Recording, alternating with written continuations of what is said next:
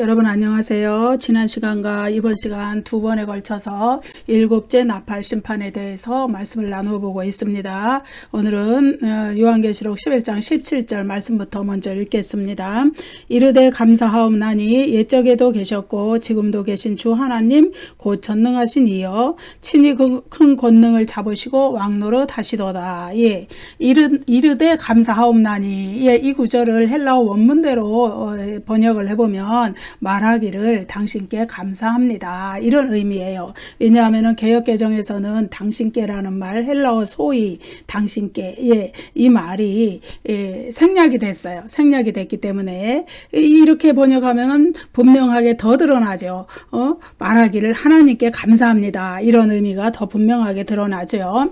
그것은 하나님이 악한 세상을 종결시키고 왕으로서 영원한 통치를 시작함으로써 하나님이 세우신 구원 계획을 완성하신 것에 대한 감사입니다. 예, 창조 때부터 구원 계획을 계획하셨고 이제 마침내 역사적 종말의 그리스도의 재림과 더불어 그 구원 계획을 완성하신 것에 대한 감사를 드리고 있죠. 주 하나님 곧 전능하신 이여, 이 호칭은요, 우주의 주님으로서 만물을 다스리는 절대적인 주권, 무한한 능력을 가진 하나님에 대한 그 칭호입니다. 그런데 여기에 보면은 그 하나님은 옛적에도 계셨고 지금도 계신 주 하나님 곧 전능하신 이여, 이런 수식어가 붙어 있죠. 옛적에도 계셨고 지금도 계신, 예, 우리 이거를 이제 이 구절을 앞에서부터 여러 번 접해 왔어요. 예, 세 구절을 우리가 읽어보면은 계시록 1장 4절 이제도 계시고 전에도 계셨고 장차 오실리. 계시록 1장 8절 이제도 있고 전에도 있었고 장차 올 자요. 계시록 4장 8절 전에도 계셨고 이제도 계시고 장차 오실 이시라. 예, 이것은 이제 이러한 하나님에 대한 삼중 호칭이거든요. 이것은 과거와 현재와 미래를 주관하시는 하나님, 그 하나님이 바로 역사의 주권자라는 그러한 사실을 강조해서 나타내는 말씀이거든요. 이러한 호칭은요, 구약 성경으로부터 왔었어요. 구약 성경에 보면 출애굽기 3장 14절에 나는 스스로 있는 자이니라. 모세가 물어봤죠. 내가 이스라엘 백성에게 가서 나에게 말씀하신 하나님을 무엇이라 전합니까? 그러니까 나는 스스로 있는 자이니라. 예, 여호와 하나님, 그 의미가 나는 스스로 있는 자이니라, 이런 뜻이죠. 이사야 44장 6절 나는 처음이요 마지막이라. 이사야 48장 12절 나는 처음이요 또 나는 마지막이라. 이러한 말씀들이 모두 과거와 현재와 미래에 인간이 역사가 진행되는 가운데 그 역사를 진행하시는 분, 예, 과거, 이 역사가 시작될 그 창조시 처음 시작부터, 그리고 또 계속 또 과거, 현재, 또 미래, 역사적 종말의 재림 때 이 세상을 하나님 나라를 완성하실 하나님, 구원과 심판을 통하여서 하나님 나라를 완성하실 그 하나님 에 대해서 이제 묘사하시는 거예요. 그런데 이제 요한계시록 11장 17절 여기에서는 약간 형태의 변화가 나타났죠. 뭐냐 하면은 여기에 뭐라 그랬냐면은 옛적에도 계셨고 지금도 계신, 여러분 무엇이 빠졌어요? 예, 장차 오실 리가 빠졌어요. 미래의 주권자이신 하나님, 그것이 빠졌어요. 예, 그것은 이제 뭐냐 하면은 그리스도의 재림으로 영원한 하나님 나라가 완성되었기 때문에, 예, 이 사도 요한이 보는 환상 안에서 완성이 되었다는 거예요. 그 시점에서 하나님 나라가 완성된 시점, 이 일곱째 나팔 심판, 최후의 심판을 통하여서 하나님 나라가 완성이 된 시점의 환상을 사도 요한이 지금 보고 그것을 이야기해 주는 거기 때문에 하나님 나라가 이제 완성이 된 그 미래의 시점에서 장차 오실리라는 표현은 더 이상 필요가 없는 거예요. 그렇게 기다리던 미래의 역사적인 종말이 드디어 도래했기 때문이죠. 그래서 심판과 구원의 역사가 드디어 종결되고 하나님의 영원한 통치가 시작되는, 새하늘과 새 땅의 새 창조의 세상의 통치가 시작되는 그 시점에 대한 환상을 사도 요한이 보고 있기 때문에 여기에서는 장차 오실이라는 미래의 하나님에 대해서 표현이 빠져 있다. 우리가 이렇게 보면 되겠습니다. 그래서 일곱째 나팔 심판은 역사적 종말에 있을 하나님 나라의 도래, 곧 하나님 나라의 완성, 그리고 그때 시작되는 하나님의 영원하고 완전한 통치에 대해서 언급하는 것이 일곱째 나팔 심판이다. 예, 이렇게 우리가 보면 되겠어요. 친히 큰 권능을 잡으시고 왕노로 하시도다. 예, 여기에 보면은 이제 여기 헬라어 원문으로 보면은 맨 앞에 호티라는 접속사가 있어요. 근데 이 호티라는 접속사는 왜냐하면 뭐뭐시기 때문이다, 이런 의미예요. 예, 영어로 말하면 because죠. 예, 그거예요. 그런데 여기에서 보면은 왜 이런 접속사가 붙어 있느냐, 바로 앞에서 빠진 장차 오실 리가 왜 빠졌는가를 설명해 주는 거예요. 예, 그래서 왜냐하면 하나님의 주권적인 권능으로 모든 사탄의 세력들을 완전히 멸망시켜서 쫓아내시고 축출하시고 불못으로 던져놓으시고 마침내 하나님 나라의 자녀들을 완전한 구원에 이르게 해서 하나님 나라의 최후의 완성을 이루시는 하나님. 예, 그래서 더 이상 기다릴 미래가 없다 이거예요. 예, 더 이상은 그 영원한 상태가 이제 하나님 나라가 완성돼서 계속 진행될 거기 때문에 장차 오셔서 그 역사를 완성하실 하나님을 더 이상 기다리지 않아도 이 시점에서는 그 하나님 나라를 완성하신 하나님의 통치가 영원히 이어질 뿐이지, 예, 더 이상 이제 변경되지 않는 영원한 나라가 그때부터 시작이 되기 때문에 장차 오실 리, 예, 이것은 빠졌다는 거예요. 예, 그래서 그 하나님의 원수들의 완전한 정복, 완전한 심판이 이루어지고, 이때가 언제냐 하면 역사적 종말이 오고 그리스도의 재림이 이루어질 때, 그때 완전한 정복과 심판과 그들을 격리해요. 불못 속으로 던져 넣어버려요. 그래서 하나님 나라 백성들이 거하는 새하늘과 새 땅 새 예루살렘 성에는 더 이상 죄와 사탄의 권세가 존재하지 못해요. 그래서 그것은 완전한 구원이고, 그래서 구원이 완성되었고 구원의 계획이 완성된 그 영원한 나라, 그 영원한 나라가 영원히 지속되고 하나님 나라의 완전하고 영원한 통치가 지속되는 것이지, 더 이상 하나님께서 오셔서 무엇을 어떻게 변경할 그것을 기다릴 필요가 없다. 완전한 나라가 드디어 도래했다. 하나님 나라의 완성이 드디어 도래했다. 그래서 장차 오실리라는 표현이 빠졌다는 것이죠. 그래서 근데 사실상 사도 요한이 이러한 환상을 볼 당시에는 어떻게 하나님 나라의 최후의 완성이 아직은 도래하지 않았어요. 그런데 24장로가 지금 이 찬양을 드리고 있는 것이잖아요. 하나님 나라의 완성에 대해서 지금 찬양을 드리고 있는 24장로가 볼 때에 그것은 하나님 나라의 최후의 완성은 이미 도래했다. 예.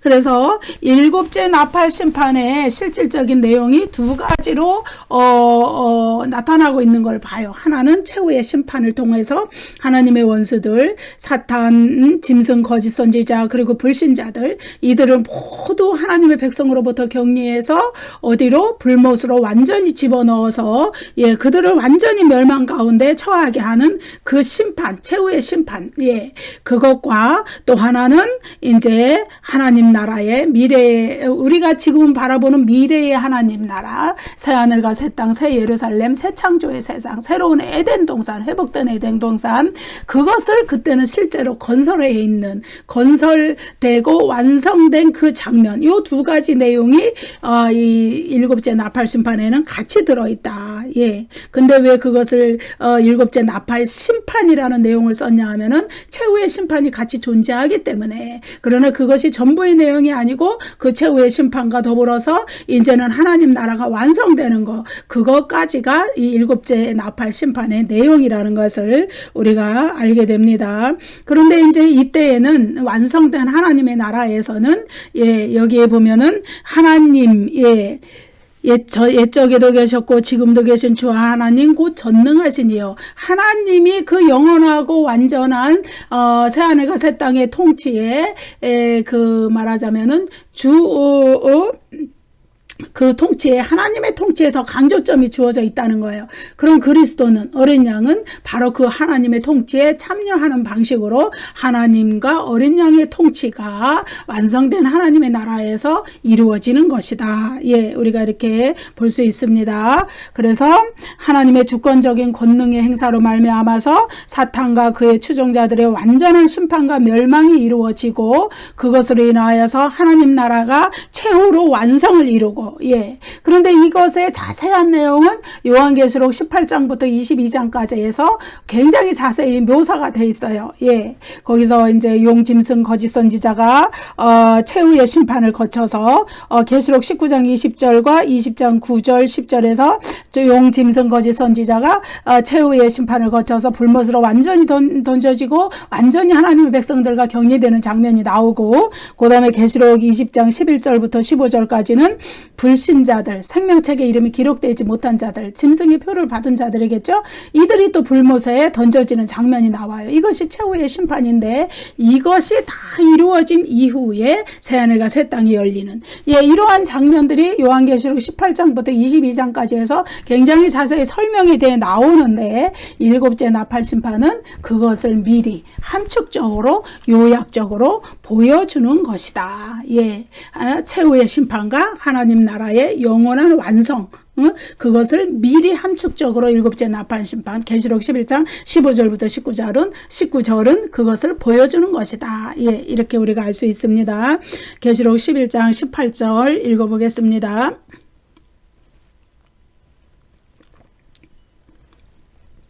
이방들이 분노함에 주의 진노가 내려 죽은 자를 심판하시며 종 선지자들과 성도들과 또 작은 자든지 큰 자든지 주의 이름을 경외하는 자들에게 상 주시며 또 땅을 망하게 하는 자들을 멸망시키실 때로소이다 하더라.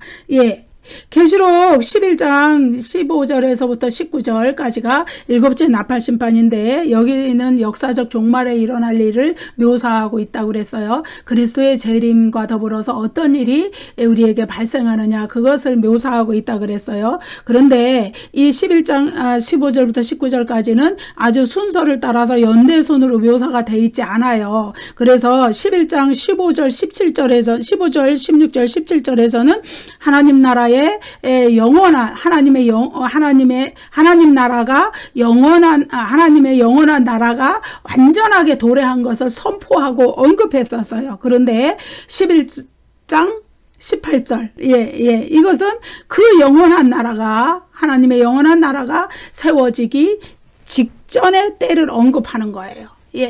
왜냐하면은 11장 18절에서는 최후의 심판을 언급하고 있기 때문이에요.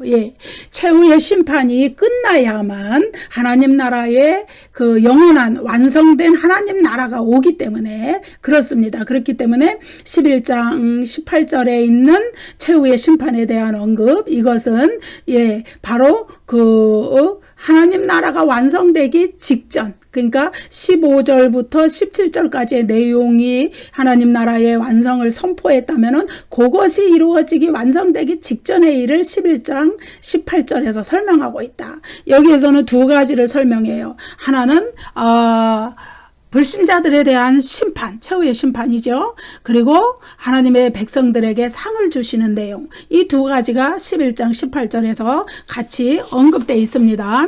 그래서 이제 계시록 11장 18절은 불경건한 자들, 불신자들에 대한 심판으로 언급이 시작이 돼서 또 마치는 언급도 그들에 대한 심판으로 마치죠.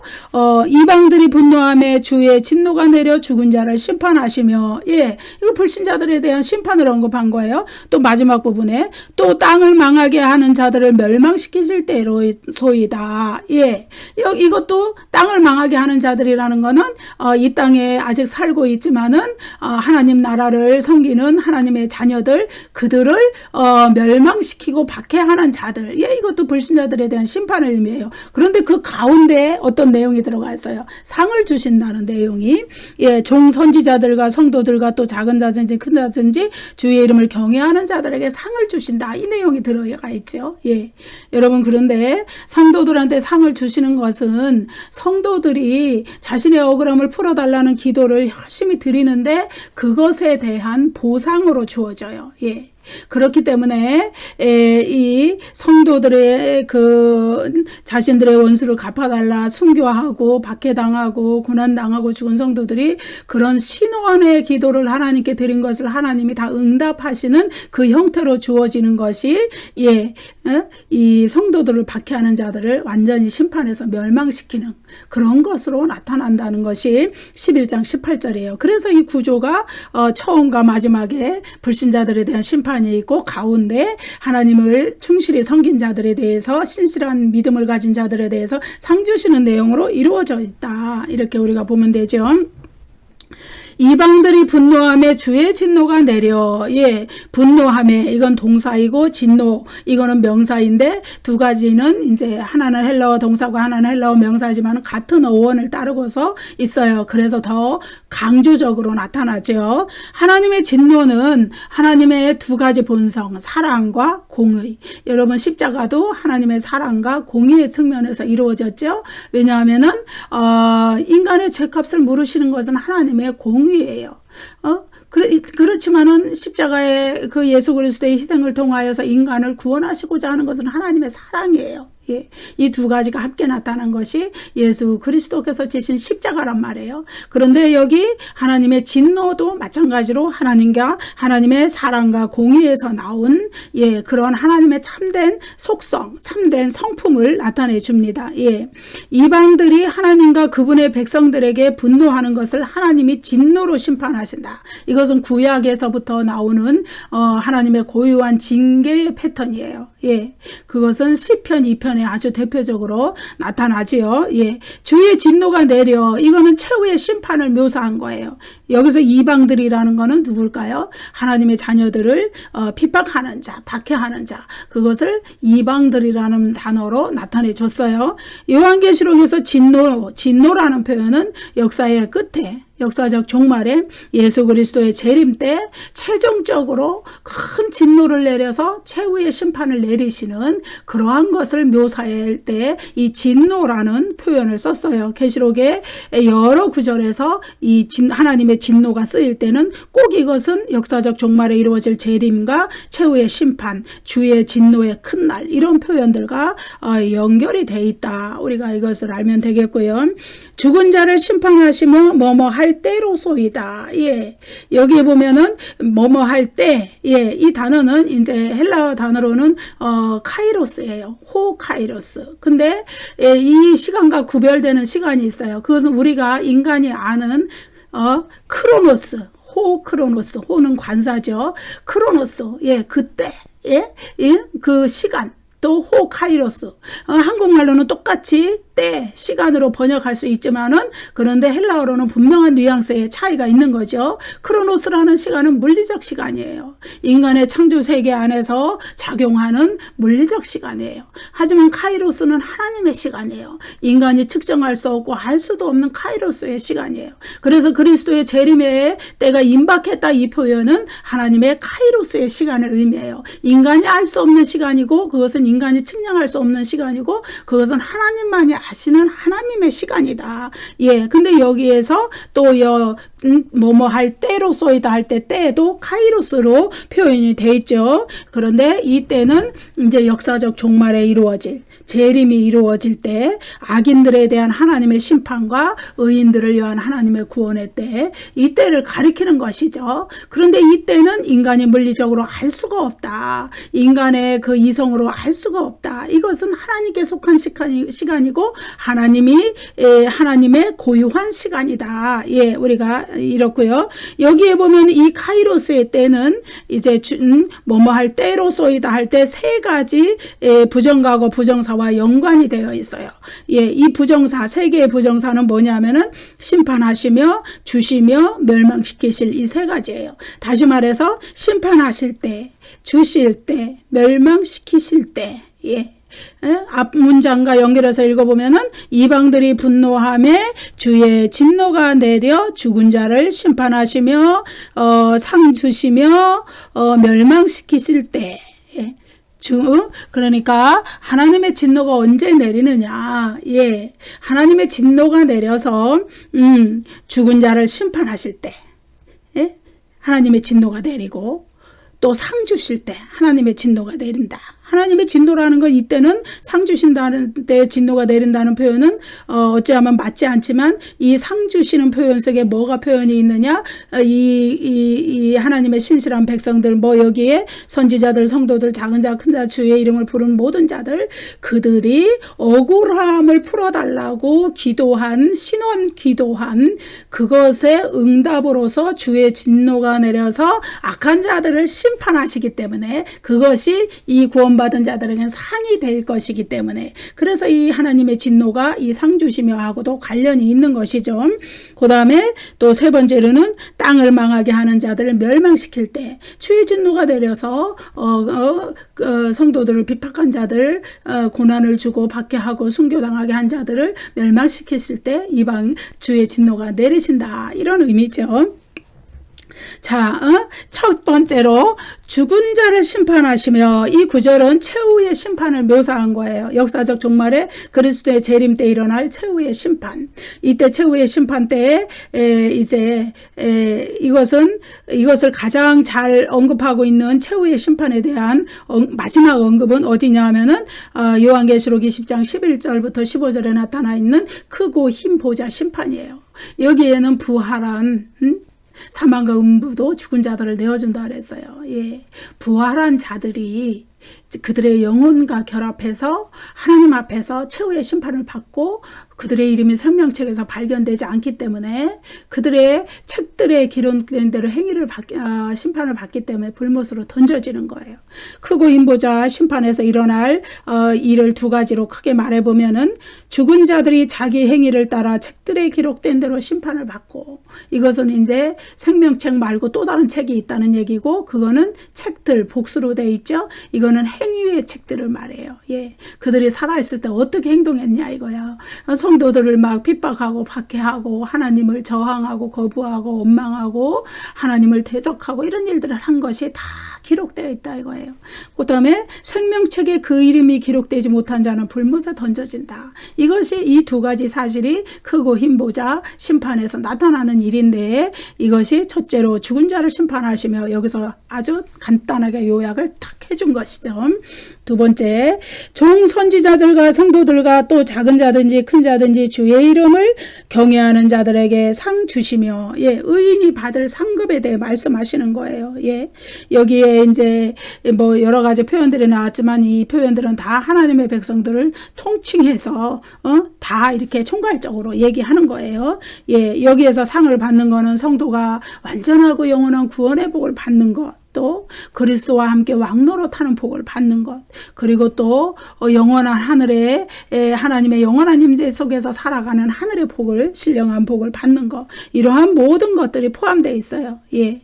신실한 자들에게 주어지는 이 상, 예, 이 상이 왜 하나님의 진노와 관련이 있냐 하면은, 예, 성도들의 탄원 기도, 계시록 6장 9절부터 12절 다섯째 인심판에서 표현이 됐었죠. 재단에서 울부짖는 성도들의 탄원 기도, 예, 그들에 대한 응답으로 이 상이 주어지고 그 상의 내용은 안 믿는 자, 그러니까 불신자들과 사탄의 세력을 영원히 심판해서 이 구원받은 자들로부터 완전히 분리하고 격리시켜서 그들을 새하늘과 새 땅 새 예루살렘 성에 경계선 밖에 불못에 던져주시고 이제 이 하나님의 성도들 이들은 이제 새하늘과 새 땅이라는 구별된 이런 새 예루살렘 성에 살게 하는 거 이게 그들에게 상이 되는 거거든요. 그렇기 때문에 이것도 하나님의 진노와 관련이 있다. 예, 이들에게는 성도들에게는 상이 되지만은 불신자들에게 박해한 고난을 가져다 준 그들에게는 진노가 되는 것이죠. 또 땅을 망하게 하는 자들을 멸망시키실 이거는 이제 심판의 특성을 잘 나타내요. 죽은 자를 심판하시는 최후의 심판인데 그 심판이 어떤 자들에게 이루어지느냐 땅을 망하게 하는 자들을 멸망시키실 예 이것은 뭐냐면 여기서 땅은 하늘의 소망을 영광의 소망을 하늘의 영광을 소망하면서 살지만 신앙생활하지만 아직은 땅에서 신앙생활하면서 고난을 당하는 그리스도인 그리스도인들 성도들을 비유적으로 나타내는 거예요. 그들은 땅에서 하나님의 말씀 선포와 그리스도의 증거를 증언하면서 이런 불신자들에게 그리고 사탄의 세력들에게 고난을 당하고 있어요. 박해를 당하고 있어요. 그들을 땅에서 순교까지 시키고 그들을 망하게 하는 자들. 예? 그것은 이제 육신적으로 물리적으로 망하게 하는 거지 그 성도들의 영혼을 망하게 할 수 있는 것은 없어요. 성도들은 영원히 하나님의 보호 속에 있기 때문에 망하지 않아요. 예. 근데 여기서는 이제 육신은 고난을 당하니까 물리적인 고난을 당하니까 땅을 망하게 하는 자들이다. 이렇게 표현을 한 것이죠. 그래서 하나님이 그들에게 이제 최후의 심판을 내리실 것, 그것을 여기에서 표현을 해준 겁니다. 하나님이 그들을 멸망시키신다는 것은 이제 최후 심판을 거쳐서 불못으로 던져 버리신다. 이런 표현이에요. 여러분, 요한계시록에서 하나님이 그 성도들에게 요구하시는 것은 인내하는 믿음으로 그들이 끝까지 승리할 것을 격려하시지만은 그러나 그리고 성도들에게 영적인 보호, 하나님이 인을 치셔서 영적인 보호를 하시고 그들이 승리할 수 있도록 그들의 믿음을 끝까지 붙들어 주시고 그들에게 하나님의 사랑과 은혜와 긍휼을 베풀어 주시지만은 그런데 이 그 불신자들 이들의 성도들을 핍박하는 자들, 사탄의 세력들, 우상 숭배자들, 이들에게는 하나님이 세상 말로 말하면 얄짤 없어요. 그래서 그것을 동해복수법으로 표현을 해줬어요. 구약 성경에 보면 이에는 이로, 눈에는 눈으로 뭐 이런 것을 동해복수법이라 그래요. 예, 그들이 성도들을 괴롭게 한 만큼 멸망시킬 정도로 물리적인 고난과 배고픔과 가난과 목숨을 잃는 위험에 처하게 하고 이렇게 고난을 줄 만큼 그들은 하나님께 멸망을 당할 것이다. 예, 역사를 통하여서 교회와 성도들을 박해한 모든 악한 자들은 반드시 하나님의 멸망이 그들을 기다리고 있다는 것을 우리는 이 말씀들을 통하여서 알 수 있습니다. 계시록 11장 19절 말씀 읽어보겠습니다. 이에 하늘에 있는 하나님의 성전이 열리니 성전 안에 하나님의 언약궤가 보이며 또 번개와 음성들과 우레와 지진과 큰 우박이 있더라. 예, 여기에서는 이제 하나님의 임재를 상징하는 성전 언약궤 그리고 최후의 심판에 대한 언급이 19절에 나오지요. 이에 하늘에 있는 하나님의 성전이 열리니 이 구절은 하나님의 성전이 열렸다는 건 하나님의 임재를 상징하는 표현이에요. 예, 하나님의 성전은 하나님이 거하시는 가장 신성한 장소, 하늘의 지성소를 나타내 주는 거예요. 하나님은 죄로 가득한 이 세상의 역사를 종결시키고 영원한 하나님의 나라를 완성하시기 위하여서 언약궤 그리고 폭풍 신현, 번개와 음성들과 우레와 지진과 우박 이 가운데 임재하시는 거예요. 근데 여기서 열리니 이거는 이제 수동태인데 신적 수동태예요. 주어가 표시되지 않은 주어가 하나님이시기 때문에 주어를 표시하지 않은 것을 우리가 신적 수동태다 이렇게 표현하거든요. 여기에 이 열린이라는 헬라어가 그렇게 돼 있어요. 이것은 이제 하나님께서 친히 그 사도 요한에게 하늘의 성전을 열어 보여주셨다. 그래서 사도 요한은 열리니 그 성전이 열리니까 보게 된 거죠. 그냥 자동적으로 하나님의 주권에 의해서 그 성전이 열리고 사도 요한이 그 성전을 보게 되었다는 것을 가르쳐줘요. 성전 안에 하나님의 언약궤가 보이며 여러분 언약궤라는 구절은 하나님과 인간 사이에 언약의 표징이죠. 은혜로운 하나님과 구원받은 하나님의 자녀들과는 언약적 관계가 있어요. 우리의 언약은 새 언약의 기초 위에 세워졌어요. 예수 그리스도의 보혈의 피로서 새 언약이 하나님과 우리 사이에 체결되었고 우리는 예수 그리스도를 믿는 그 새 언약의 기초 위에서 예수 그리스도를 믿는 믿음으로 구원받는다고 히브리서 8장에서 이렇게 얘기를 하지요. 여기서 보이며 이 헬라어도 조금 전에 말씀드린 것처럼 하나님의 신적 수동태예요. 그래서 하나님의 강권적인 역사에 의해서 사도 요한이 하나님의 언약궤 언약궤를 보게 된 것이죠. 그래서 하나님의 언약궤는 하나님이 그의 구원받은 백성에게 임하는 은혜로운 임재의 상징으로 우리가 알 수 있어요. 그래서 역사의 절정이죠.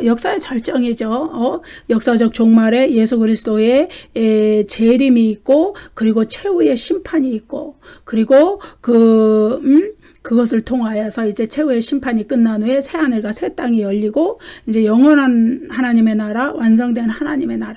이것은 하나님이 구원받은 백성들에게 약속하신 사항이고, 그것이 이루어진다는 것을 이 언약궤가 상징적으로 나타내 주죠. 그래서 하나님의 지금도 성령 안에서 하나님을 믿는 자들은 성령 안에서 하나님의 임재를 영적으로 누리지만, 그때는 영원한 하나님의 나라에서는 하나님의 직접적인 임재, 더 완전하고 더 충만한 임재를 누리면서 살게 될 것이다.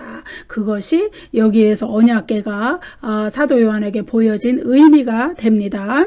또 번개와 음성들과 우레와 지진과 큰 우박이 있더라. 이건 최후 심판의 묘사에서 나타나는 것이죠. 여러분, 역사의 끝에 최후의 심판이 이루어질 때 1년의 우주적 격변 현상들이 나타나요. 예.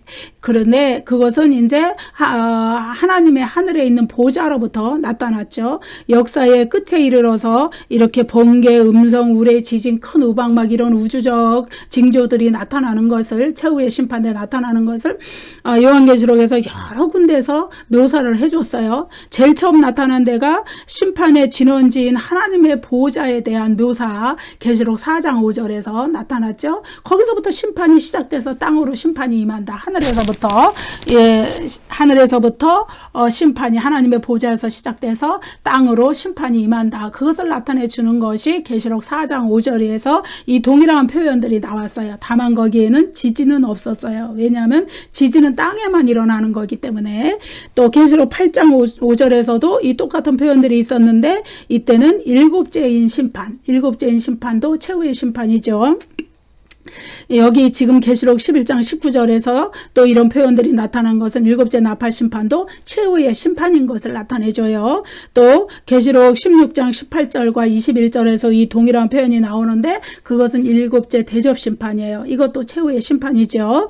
계시록 20장 9절부터 15절, 그러니까 20장 9절부터 10절까지, 그리고 19장 20절, 여기에는 용, 짐승, 거짓 선지자, 사탄의 세력들이 최후의 심판을 받고 불못에 던져지는 일이 나타나고, 계시록 20장 11절부터 15절까지는 우상 숭배자들, 불신자들이, 생명책에 이름이 기록되지 못한 자들이 자기 그 행위의 책들에 기록된 대로 심판을 받아서 불못에 던져지는 일이 나타나죠. 이것도 최후의 심판이에요. 이 부분은 20장에 나타난 크고 힘 보자 심판, 이 부분은 이제 요한계시록에 나타난 최후의 심판에 대한 마지막 최종적인 언급이에요. 여러분, 왜 이렇게 요한계시록에 최후의 심판에 대한 내용이 여러 번 기록되어 나오냐 하면은 요한계시록이 반복 구조를 가졌기 때문에 그래요. 예. 그런데 점진적 반복 구조를 가지고 있기 때문에 앞에보다 뒤로 갈수록 점점 더 자세한 최후의 심판에 대한 묘사가 나온다. 그래서 일곱째인 심판보다 일곱째 나팔 심판에서 더 자세히, 일곱째 나팔보다 일곱째 대접 심판에서 더 자세히, 그리고 최후의 심판에 대한 최종적인 언급인 크고 힘 보자 심판에서는 더 자세히 최후의 심판에 대한 묘사가 나온다. 이것이 요한계시록의 점진적 반복 구조를 보여주는 것이다. 이렇게 이야기를 했습니다. 여러분, 요한계시록 11장 15절부터 19절까지는 일곱째 나팔 심판에 대해서 얘기하고, 그것은 두 가지 내용을 표현한다 그랬는데, 하나는 최후의 심판에 대한 내용, 그리고 또 하나는 그 최후의 심판으로 말미암아서 악의 세력들이 다 분리되고 격리되고 불못에 던져짐으로써 완전히 멸망하고, 그리고 그래서 구원받은 하나님의 백성들은 마침내 영원히 영원한 하나님의 나라 새하늘과 새 땅이 시작되고 그곳에서 완전한 하나님의 통치 가운데 영원한 그 영생을 누리는 그 얘기, 예, 상을 받는 얘기, 그 얘기가 계시록 11장 15절부터 19절까지의 그 일곱째 나팔 심판에 포함된 내용이고요. 이것은 이제 요한계시록 18장부터 22장까지에 나타난 최후의 심판에 대한 이야기와 또 완성된 하나님의 나라, 영원한 하나님의 나라, 새하늘과 새 땅이 열리는 이야기, 이거의 어떤 축소판이다, 요약본이다, 우리가 이렇게 알 수 있습니다. 여러분 감사합니다. 다음 시간에 또 뵙겠습니다. 구독과 좋아요를 많이 눌러주세요.